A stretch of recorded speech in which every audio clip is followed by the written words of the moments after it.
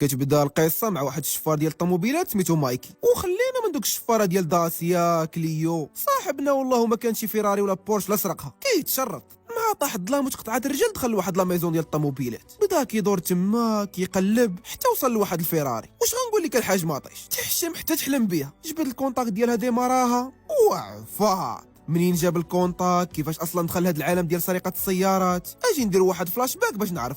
صاحبنا كان مولوع بشي حاجه سميتها البرمجه، والحلم ديالو يدير شي تطبيق يدخل ليه فلوس ويتقاعد قبل 20 عام كيف ما داروا بزاف قبل منه. ولكن حيت الحظ ما كيحالفش كلشي، بقى التطبيق اللي دارو كيفشل ليه، حتى في التالي لقى راسو خدام في واحد المحل كيدوز نهار كامل كيفورماتي الباسيات. الحاجه الوحيده اللي كانت مصبره على هذه الخدمه هما الجوينات اللي كيضرب مع صاحبو اللوين في الوقيته د الغدا. وهو راجع من الاستراحه لقى المدير كيهدر في واحد الكليان حتى عطلوا عليه. ما تحرك الكليان جا ليه بدا كيسمعوا الهضره. واش انا كنخلصك باش تخدم وانت عاطيها لي المكيافه؟ الا ما عجبتكش الخدمه سير في حالك. صاحبنا حتى هو غير على سبه، ما قال لي ديك الا ما عجبتكش الخدمه سير في حالك، لا عليه داك الباج وخرج في حاله. مايكي الحاجه الوحيده اللي كان كيعرف يدير من غير البرمجه هي يسرق الطوموبيلات. اول طوموبيل سرق في حياته كانت يلا عنده شي 16 عام. سلت من المدرسه هو وصاحبه وقصدوا نيشان الباركينغ ديال واحد السوبر مارشي. بداو كيدوروا على الطوموبيلات، كيقلبوا على شي واحد نسى طوموبيلته محلوله حتى وصلوا لواحد طويوطا. الغريب في الامر هو الناس ما كانوش كيردوا البال لطوموبيلاتهم، والاغلبيه كيخليو الدوبل كونتاكت غير في البواط. مايكي كان عارف هذا الشيء مزيان، سولو صاحبه كيفاش غيديماريوها، قال لي فتح لابواط وشوف واش كاين الساروت.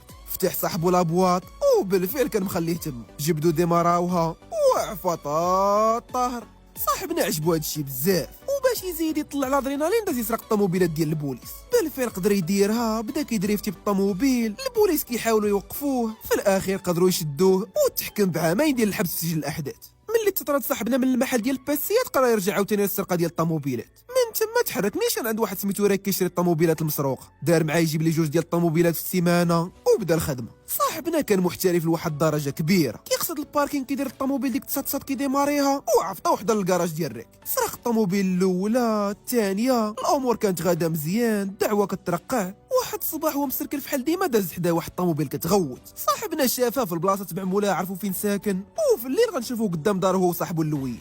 اللوين كان محترف حلال البيبان ديال الديور، واصلا داكشي علاش جابو معاه. دار الباب ديال الدار ديك تصات فتحو ودخلوا بداو كيقلبوا على الساروت ديالها. الضربه كانت سهل من داكشي اللي توقع. لقاو الساروت محطوط غير في الباب، هزوه وخرجوا للطوموبيل. هبط صاحبنا فرانه مدفوعه، بعدوها شويه على الدار باش ما يتسمعش الصوت. موراها ديمارها مايك يتحرك من تما، واللوين تبعوا بطوموبيلته. فحال هاد النوع ديال الطوموبيلات غالبا كتكون فيه جي بي اس. داكشي علاش قبل ما ياخذها للكراج ديال ريك خداها لواحد الباركينغ، خلاها تما شي مده باش يشوف واش غادي يوصلوا ليها ولا لا. دازت سيمانه ملي ما جا حتى شي واحد للطوموبيل، قال مع راسو غالبا ما فيهاش جي بي اس، وديك الساعه تحرك ياخذها. طلع ديماراها، الامور كتبان على ما يرام، ولكن يلاه بغى يدير مارشا ريال باش يتحرك من تما وما يدوروه البوليس. ويا حميد ولا يحطك في شي موقف بحال هذا. صاحبنا طاحت عليه الكرش، شداتو السخانه، خداوه للكوميساريه. تما غيتصدم بالطوموبيل ديال ضابط شرطه، وهو نفسه الضابط اللي كيبحث معاه، وهما كيديو يجيبوا في الهضره. دخلت محققه سميتها ريت. واش غنقول لك الحاج ماطيش، شكيليطه ديري الدار كيتفرجوا. واش غندير لهم؟ كنقول لهم ما يتفرجوش. ريت كانت كتبان صارمه بزاف. سرقتي طوموبيل ساويه 200 الف دولار، عندك سوابق في السرقه ديال سيارات الشرطه، القليله غتاخذ واحد 30 عام ديال الحبس. هادشي لا ما عطاوكش مؤبد. بلاتي يا خالتي غنشرح لك، جداك انا ماشي خالتك. على هاد الكلمه غدي معاك التصويره ديال الشمس، غنصيفط جد بوك لشي حبس ما تعاودش تشوفها فيه. وهي مازال كتهدو تدخل الضابط الاخر، قال لك كاين واحد الحل باش تسقط عليك كاع التهم وتخرج من هنا. شنو هو الشاف؟ غتعاوننا نشدو اكبر عصابه ديال سرقه السيارات، في المقابل تخرج براءه. مرحبا انا معاكم. رئيس العصابه كان سميتو تشارلي، والخطه هي مايكي غيتسلل بالرجال اللي خدامين معاه ويبقى يعطيهم المعلومات اللي محتاجين باش يقدروا يعتقلوه. وكي غندير نتسلل بالرجال ديالو؟ سهله، ما عليك غير تسرق ليه طوموبيلته وتاخذها للكراج ديال واحد سميتو روي. داك روي راه خدام معانا. كي غتدي ليه الطوموبيل هو غيتصل بتشارلي يقول ليه طوموبيلته عنده، وديك الساعه فاش يجي شوف كيدير تشري معاه معرفه. واضح واضح. النهار الاخر غنشوفوه عاصر على تشارلي. بقى تابعو حتى باركا طوموبيلته في واحد البلاصه، وهو كيسدها لتاخذ الاشاره بواحد الجهاز، ومع تحرك من حداها قصدها فتحها. كونيكتا البيسي ديالو مع السيستم، وقف الانذار ديال السرقه، ديماراها وعفطه وحده للكراج ديال روي. مع وصل صاحبنا دور التليفون لتشارلي، قال لي شي حد باغي يبيع ليه طوموبيلته. من بعد مده قصيره وصل تشارلي للكراج ديال روي. مايكي كان مستني يكبتها معاه، ولكن غيطلع عجبو بزاف داكشي اللي دار. سولو كيفاش سرق الطوموبيل، عاود لي على الجهاز اللي كيلتقط الاشاره، وعاود لي على التطبيق اللي برمج واللي باستعماله عطل الانذار ديال السرقه. معلم تشارلي بان ليه نوايز غادي يعاونو بزاف في البلاصه، عرض عليه يخدم معاه. مايكي وافق، ومن هاد النهار غيولي عضو في عصابه تشارلي. كان عنده كراج كبير ديال الميكانيك، النهار كامل كيصلحوا الطوموبيلات ديال الناس، مره كيبيع ويشري فيهم.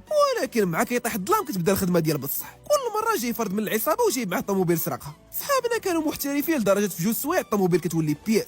الرواد مشاو لجهه، الهيكل والمحرك مشاو للجهه الاخرى. قلت ليك الكروات ديال البوانيات ديال البيبان كيحيدوه. في واحد الصباح ومايكي في الكراج بحال ديما غوت ليه تشارلي عرفوا على خطيبته ايفا، ونقولوها جميع هاد ايفا راه قنبوله. سلمات على مايكي، تعرفات عليه واقترحت على تشارلي عرضوا الحفله ديال عيد ميلاده. في الليل مشى مايكي للحفله وخدم معاه تشارلي واحد الساعه كادو. تشارلي كان كيتيق فيه، عزيز عليه حيت ظريف بزاف، وبهذا الجيست اللي دار ولا قريب ليه كثر. من بعد يومين غنشوف واحد سميتو سامي داخل الكراج ديال تشارلي، ما حط رجلو تما بدا كيغوت على الدراري اللي خدامين معاه، كيقول لهم هاد الخدمه الناقصه. وهنا غنعرفوا بلي سامي هو الشريك ديال تشارلي وكان مسافر لغانا على قبل شي افير. تشارلي شافو فرح بزاف، سلم عليه، عرفوا على مايكي. وهنا غيبان في سامي فحال ما مرتاحش لمايكي. في العشيه غنشوفوهم في الميناء كيهضروا على واحد لافير. لافير هي في كل سيمانه غتوصلهم ليست بمجموعه ديال الطوموبيلات وما خاصهم يسرقوهم ويوصلوهم للميناء. في الميناء غياخذوا من عندهم واحد سميتو غوفليكس غيهربهم لجنوب افريقيا، تما غيبيعهم البزنازه والسياسيين الفاسدين وغيصيفط لهم الباي ديالهم. تشارلي فرح بزاف بهذا الشيء، دخل مايكي شريك معاهم واخا سامي ما كانش باغي. وفي الليل غنشوفوهم في واحد البواط كيحتفلوا بهذه المناسبه، هما ضاحكين ناشطين. وخاف عليهم واحد سميتو داتش بدا كيدابز معاهم كيقول لهم ماشي رجوله هادي. وهنا غنعرفوا باللي كان هو الوسيط بينهم وبين غوفليكس، ولكن غفلوا سامي ومشى لغانا تفاهم معاه. صحابنا بطبيعه الحال ما سكتوش ليه، بداو كيتردوا معاه كيهدوه. في الاخير قال لهم باللي غادي ينتقم منهم وتحرك في حاله. واحد اللحظه دور تشارلي وجهو بانت لي خطيبته كتشطح مع واحد قصده، كيوصل عنده جا فيه بكاس للراس وشدو، شد لقى عطاه قتله ديال الكلاب وخلاه مكسل تما وتحركوا. الصباح غنشوفوا مايكي في مكتب ريد كيعطي المعلومات اللي وصل ليه، عاود ليه على لافير جديده، عاود ليه على غوفليكس، ودار معاه يرجع عنده يكتشف شي حاجه اخرى وتحرك في حاله. في الجهه الاخرى اتصل داتش بغوفليكس قال ليه يحبس الخدمه ديالو مع سامي وهو غادي يوفر ليه الطوموبيلات اللي محتاج. غوفليكس مع داتش لوين في حاله وافق، دار معاه يوجد ليه 10 ديال الطوموبيلات فيراري هذا الشهر وقطع التليفون. سامي وتشارلي وصلهم خبر غوفليكس ما بقاش باغي يخدم معاهم، سخطوا وديك الساعه هزوا الاسلحه وقصدوا الكراج ديال داتش. حاول واحد يوقفهم، هدوه بالسلاح ودخلوا على داتش. ادوي باغي تخرج علينا المصدين اللي ولدك تشارلي ارضك السينيور، انا اليوم غنخرج لامك الركبه. تبتو حبوا في داك الكرسي، شدوا سامي تقبل ليه رجلو كامله بالسينيور وخلاوه اتصل بغوفليكس قال ليه بلي ما بقاش باغي يخدم معاه. غوفليكس ملي مشى عليه داتش رجع صحابنا، صيفط لهم قائمه بالطوموبيلات اللي بغا، وديك الساعه بداو السرقه. صحابنا كانوا كيسرقوا غير الطوموبيلات المليح، ما كاين غير البورش لامبورغيني والفيراري. كيفاش كيديروا ليها؟ كيمشي واحد من العصابه لا ميزون على اساس باغي يشري طوموبيل وهو كيجربها، كيغفل الكوميرسيال وكيصور الساروت. مور هذا الشيء مباشره كيصنعوا ساروت في حاله في الورشه. والنهار الاخر كتمشي ايفا على اساس باغا تجرب الطوموبيل حتى هي، وملي كتسالي كتبدل الساروت المزور بالاصلي. هنا كيجي الدور ديال مايكي، كياخذ الساروت من عند ايفا وفي الليل كيقصد لا ميزون ديال الطوموبيلات كيسرقها كيف ما شفنا في بدايه القصه. في مده قصيره وجدوا ليه كاع الطوموبيلات اللي طلب، خداوهم للميناء شارجوهم ليه في الكونتونير، ومن تما هو بطريقته وصلهم للكليان ديالو في غانا. بقى هادشي كيتعاود بزاف ديال المرات وفي مده قصيره كحلوه. صحابنا داروا العاقه ديال بصح، الفيلا، الطوموبيلات، يطليق الفلوس كالروس. وسط هادشي غيبان في ايفا عجبها مايكي بزاف. صاحبنا حتى هو كانت عاجباه، ولكن حيت تشارلي صاحبه ما بغاش يغلط معاه، بقات هي كتقرب ليه هو كيهرب منها، عيا ما يصبر.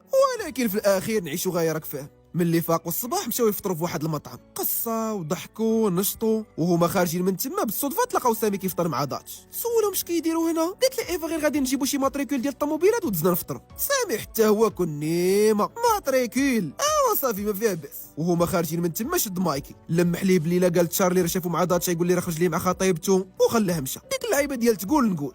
ملي مشاو في حالهم رجع سامي جلس مع داتش، وهنا غنعرفوا بلي ناوي يدير معاه شي بيزنس بلا خبر تشارلي. في العشيه ومايكي داي واحد الطوموبيل ديبو بالصدفه ضرب على سامي وغوفليكس داخلين لواحد الكونتونير. اش كدير انت تما؟ مشى كيتسلس بدا كيطلع عليهم، تما غيبانوا ليه جابدين سيكان عامرين بالسكر كلاصي، وهو كيحاول يفهم اش كيدير وضرب عليه سامي. مشى كيجري عنده يهضر معاه، ولكن ملي حل الباب لقاه غبر. من تما تحرك نيشان الكوميساري يعاود للضباط داكشي اللي شاف. صاحبنا كان مستنيهم يتصدموا فاش يسمعوا القضيه فيها السكر كلاصي، ولكن هو اللي غيتصدم باللي من الاول كانوا عارفين القضيه فيها السكر كلاصي، وخشى هو وسطهم باش يعاونهم يشدوا اكبر مهرب اللي هو غوفليكس. مور هادشي جبدوا ليه الصوره ديال سامي وتشارلي، قالوا ليه بلي حتى هما غيتشدوا معاه. ايا صاحبنا يحاول يبرأ تشارلي من البلان ديال السكر كلاصي، قال لهم بلي سامي هو اللي مور كلشي هو ما فراسوش، ولكن والو غيتشد كلشي، هي غيتشد كلشي، وإلا ما بغيتيش تشد معاهم دير داكشي اللي كنقولوا لك. سالا النهار وفي الليل ومايكي ناعس في بيتو حتى وقف عليه سامي. صاحبنا شافو ما عرف راسو باش تبلى، قلت ليك برد ليه الماء في الركاب. سولو علاش كنتابعو، قال لي بلي غير كان موصل الطوموبيل تما وبالصدفه شافو دخل الكونتونير مع غوفليكس. واخا ماشي مشكل، انا عارفك شفتي السكر كلاص، الا مشيتي حتى قلتيها لتشارلي غادي نقول ليه بلي خطيبته كتخونو معاه. مور هاد الهضره خلاه رجع نعس وتحرك في حاله. في الصباح فاق مايكي على صوت الباب كيدق، حل لقاه تشارلي. سولو واش واقع شي حاجه، قال لي بدل حوايجك ويلا معايا. دخل مايكي بدل حوايجو ومن تما تحركوا نيشان للكراج. وصلوا لقاو سامي كيتسناهم هو ايفا. مع تسد الباب بدا تشارلي كيغوت على مايكي كيقول لي هذه الثقه اللي درت فيك، على الاقل سامي طلع راجل وجا قالها ليا. يلا بغى مايكي بدا يطلب منه السماحه ويقول لي راه غير كانوا مفوتين شويه وما نزهرهمش، جبد واحد الساشي ديال السكر كلاصي. صاحبنا كان كيحسب لي سامي عاود لي على علاقته بايفا، ولكن غيطلع قال لي غير على السكر كلاصي اللي ناوي يهرب في الطوموبيلات هو وغوفليكس، وقال لي بلي حتى مايكي داخل معاه. مسخوت الوالدين كان شويه يقرب كلشي. تشارلي في الاول رفض مره البلان ديال التهريب، ولكن ملي فهموا سامي بلي غوفليكس داير الطوموبيلات غير طريق باش يهرب السكر كلاصي، وإلا ما داروش وسطهم ما غاديش يبقى يتعامل معاهم، اضطر يوافق. في الليل ومايكي في الدار مشات عنده ايفا، ما حل عليها الباب، بدات كتغوت عليه كتسولو علاش ما قالش لتشارلي على السكر كلاصي قبل ما يقولها ليه سامي. هنا غيصدمها بلي سامي عارف العلاقه اللي بيناتهم، وكان هادو بليله قال لتشارلي شي حاجه غادي يفرشهم. من بعد ايام غنشوفوا صحابنا كيوجدوا السكر كلاصي للتهريب. سول مايكي سامي كيفاش ناوي يهرب هاد الكميه كامله، غنعمروا الكراسه ديال الطوموبيلات السطح، وإلا اضطرينا غادي نخبعوا حتى في المحرك. ما خدا مايكي كاع المعلومات على الصفقه ووصلهم سخان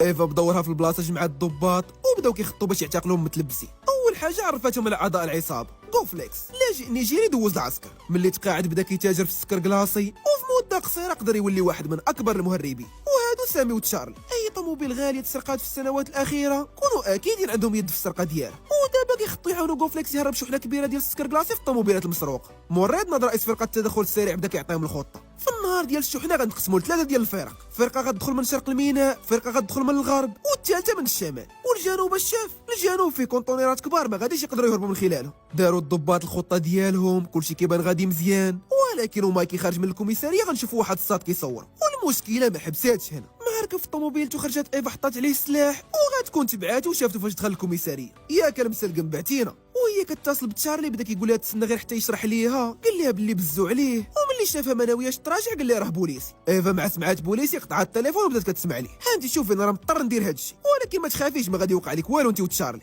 وحيت ايفا ما كانش عندها حل اخر اضطرات تيق به. من تما تحرك نيشان الميناء اللي غيهربوا منه السلعه، صور واحد الكونطونير ورجع كيوريها لايفا. سولاتو ديالها شهادي، قال لي هاد الكونطونير هي اللي غادي نهربك منها انت وتشارلي فاش البوليس يحاصروا المنطقه. وهنا غنعرفوا بلي ديك الكونطونير جات في الجنوب ديال الميناء، والجنوب غيكون خاوي من الضباط كيف ما قال قائد الفرقه، الشيء اللي غيسهل عليهم الهروب بزاف. النهار الاخر صيفط صاحبنا واحد النضيضه تخوى الكونطونير من داكشي اللي فيها. في الليل مشات ايفا قطعت القفوله ديالها باش يهربوا من خلالها، وعطات واحد اللبسه ديال البوليس للنضيضات كيف ما طلب منها مايكي. علاش ديك اللبسه من بعد ونعرف.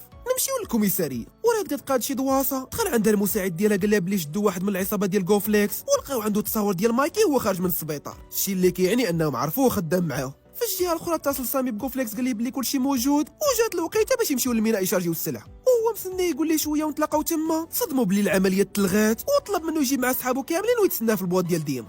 صحابنا سمعوا هادشي عرفوا القضيه فيها ان، وديك الساعه قصدوا البواط باش يعرفوا شنو كاين، وهما كيتسناو. اتصلت المحققه بمايكي، صونات المره الاولى الثانيه، ولكن صاحبنا ما يقدرش يجاوبها قدامه. ملي شافها ما بغاتش تحبس، عرف شي حاجه ضروريه، وديك الساعه تحرك للطواليت جاوبها. مع السلام قالت لي بلي غوفليكس عرفوا مخبر ديال البوليس وخاصو يخرج من تما في اسرع وقت. صاحبنا سمع هادشي جاتو سريسره، بدا كيرد كيفكر كيفاش يخرج من هاد الوحله. في نفس الوقت يكون وصل غوفليكس والرجال ديالو. اتصل صاحبنا بنضيضرات دار معاه واحد الخطه يهرب بها ايفا وتشارلي، وخرج عندهم. اللوين شافو نشاط، اهلا حبيبنا مايكي، جلس جيتي في وقتك. خوى عليهم كويسات، بدا كيشرب معاهم فعلا حتى شي حاجه ما وقعات، ومع تبتهم جبد سلاح تيرا في سامي قتلو ونيش في تشارلي. سولو تشارلي اش هادشي كيدير، قال لي نتوما اللي خنتونا. غير شي ايام هادي الرجال ديالي شافوا مايكي وخطيبتك قدام الكوميساريه، غير هادو اش كانوا كيديروا تما، كياكلوا الرايب بالسيرو مثلا. تشارلي ما فهم حتى وزه، ومايكي تيقول لغوفليكس بلي هو مخبر وتشارلي ما عنده حتى علاقه بالموضوع. هجموا عليهم فرقه التدخل السريع، والدعوه